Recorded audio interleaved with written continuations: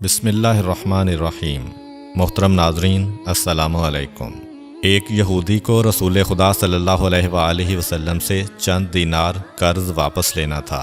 ایک دن آپ راستے میں جا رہے تھے کہ وہ یہودی آپ کے پاس آیا اور اس نے کہا، جب تک آپ میرا قرض ادا نہیں کریں گے اس وقت تک میں آپ کو یہاں سے نہیں جانے دوں گا۔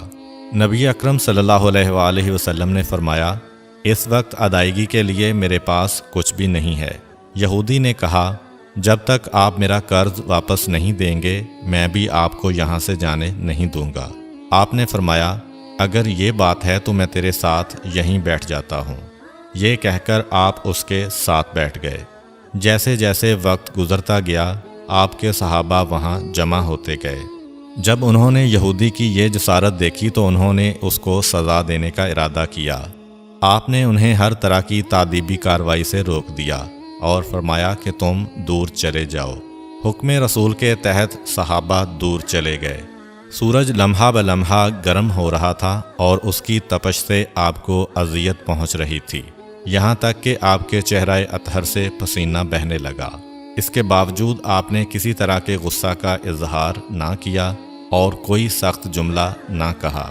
آپ سارا دن وہیں بیٹھے رہے اور ظہر، عصر اور مغرب و عشاء کی نمازیں وہیں پڑھیں۔ پھر رات چھا گئی۔ آپ نے رات بھی وہیں بسر کی اور فجر کی نماز بھی وہیں پڑھی۔ صحابہ یہودی کو ڈرانے دھمکانے لگے۔ آپ نے فرمایا، تم اس سے یہ کیسا سلوک کر رہے ہو؟ صحابہ نے کہا، یا رسول اللہ، اس کی یہ جرت کہ آپ کو یرغمال بنا کر اپنے پاس بٹھا لے۔ آن حضرت صلی اللہ علیہ وآلہ وسلم نے فرمایا، اللہ نے مجھے اس لیے نہیں بھیجا کہ میں کسی ہم پیمان یا کسی اور پر ظلم کروں۔ جب دن چڑھا تو یہودی نے کلمہ اسلام پڑھتے ہوئے کہا، اشہد ان لا الہ الا اللہ و اشہد ان محمدً عبدہ و رسولہ۔ میں اپنی دولت کا ایک حصہ راہ خدا میں دیتا ہوں۔ میں نے آپ کو اس لیے نہیں روکا تھا کہ میں آپ کی توہین کروں۔ اس ذریعے سے میں آپ کے پیمانہ صبر کو آزمانا چاہتا تھا، کیونکہ تورات میں نے آپ کی یہ صفت پڑھی ہے، محمد بن عبداللہ مکہ میں پیدا ہوگا اور طیبہ کی طرف ہجرت کرے گا۔ وہ تندخو اور سخت مزاج اور بیہودہ گوئی کرنے والا نہ ہوگا اور کوئی جھوٹی بات زبان سے نہیں کہے گا۔ اس طرح سے میں نے آپ کو یہاں رکھ کر اس بات کی تصدیق کی ہے کہ تورات نے بالکل سچ کہا تھا۔ رسول اکرم صلی اللہ علیہ وآلہ وسلم مبعوث برسالت ہونے کے 3 سال بعد تک خفیہ طور پر دعوت اسلام دیتے رہے۔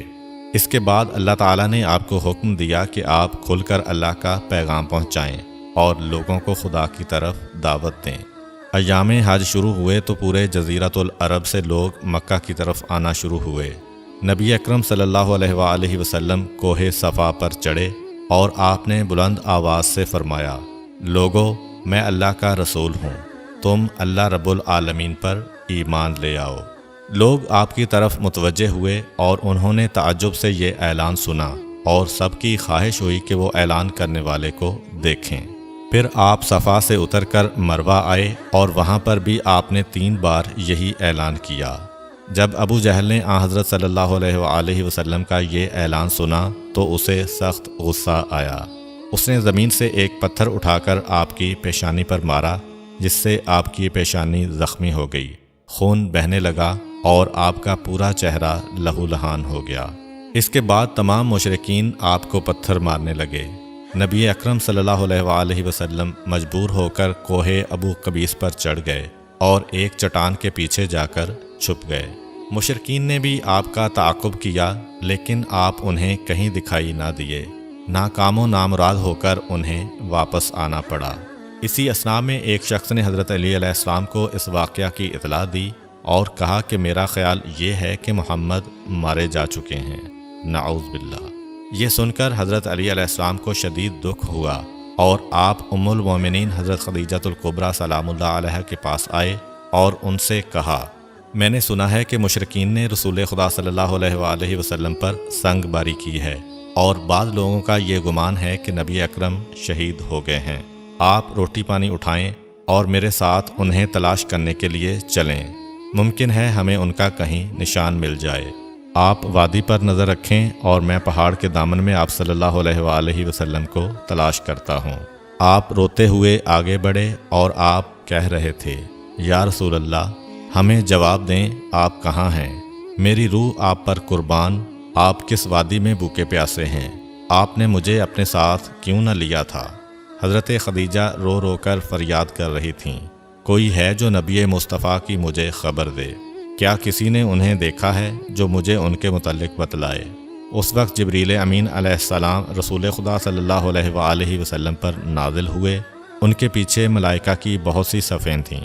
انہوں نے حضرت صلی اللہ علیہ وآلہ وسلم سے کہا، خداوند جبار نے ہمیں آپ کے فرمان کی تعمیل کے لیے بھیجا ہے۔ اگر آپ چاہیں تو ہم اس قوم کو تباہ کر دیں گے اور ان کا دنیا میں کہیں نام و نشان تک دکھائی نہ دے گا۔ رحمت للعالمین نے فرمایا، میں نبی رحمت بنا کر بھیجا گیا ہوں، میں عذاب و انتقام کا حامی نہیں ہوں۔ پروردگار میری قوم کو معاف کر دے، وہ مجھے جانتے نہیں ہیں۔ جبریل امین علیہ السلام نے حضرت صلی اللہ علیہ وآلہ وسلم سے کہا، خدیجہ سلام اللہ علیہا آپ کو تلاش کر رہی ہیں۔ خدیجہ کے رونے نے آسمان کے فرشتوں کو رلا دیا ہے، آپ انہیں جواب دیں، خدا کی طرف سے اور ہماری طرف سے انہیں سلام پہنچائیں اور انہیں جنت کی بشارت دیں۔ نبی اکرم صلی اللہ علیہ وآلہ وسلم نے خدیجہ و علی کو صدا دی اور انہیں اپنے پاس بلایا۔ دونوں شخصیات آپ کی خدمت میں حاضر ہوئیں۔ انہوں نے آپ کی پیشانی پر پٹی باندھی اور گھر لے آئے۔ جب مشرکین کو معلوم ہوا کہ نبی اکرم صلی اللہ علیہ وآلہ وسلم اپنے گھر آ چکے ہیں تو انہوں نے گھر کا محاصرہ کر لیا اور سنگ باری شروع کر دی۔ حضرت علی علیہ السلام اور حضرت خدیجہ سلام اللہ علیہا آپ کا دفاع کرنے لگے۔ جب سنگ باری میں معمولی سا وقفہ ہوا تو حضرت خدیجہ گھر سے نکلیں اور انہوں نے چیخ کر کہا، فرزندان قریش، کیا تم سے حیا رخصت ہو گئی ہے؟ تم اپنے قبیلہ کی معزز اور محترم خاتون کے گھر پر سنگ باری کرنے لگے ہو۔ اگر تمہیں خدا کا خوف نہیں ہے تو دوسرے لوگوں کو اپنے اوپر ہنسنے کا موقع نہ دو اور اپنے لیے ہمیشہ کی ذلت و بدنامی تو نہ خریدو۔ جب مشرکین نے حضرت خدیجہ سلام اللہ علیہا کی گفتگو سنی تو ندامت کے مارے ان کے سر جھک گئے اور وہ شرمندہ ہو کر اپنے گھروں کو چلے گئے۔ نبی اکرم صلی اللہ علیہ وآلہ وسلم نے دعوت اسلام کا آغاز ان روح فرسا واقعات کے ساتھ کیا تھا۔ آپ پر کروڑوں سلام ہوں۔ آپ نے لوگوں کو گمراہی و ضلالت سے بچانے کے لیے قدم قدم پر تکالیف اٹھائیں اور صدمے برداشت کیے۔ امید کرتا ہوں کہ آپ کو آج کی ویڈیو اچھی لگی ہوگی۔ اگر آپ کو ہماری ویڈیو اچھی لگی ہے تو ویڈیو کو لائک کریں اور مزید اس طرح کی ویڈیوز دیکھنے کے لیے ہمارا چینل سبسکرائب کر لیں۔ ملتے ہیں نیکسٹ ویڈیو میں، اجازت دیجیے، اللہ حافظ۔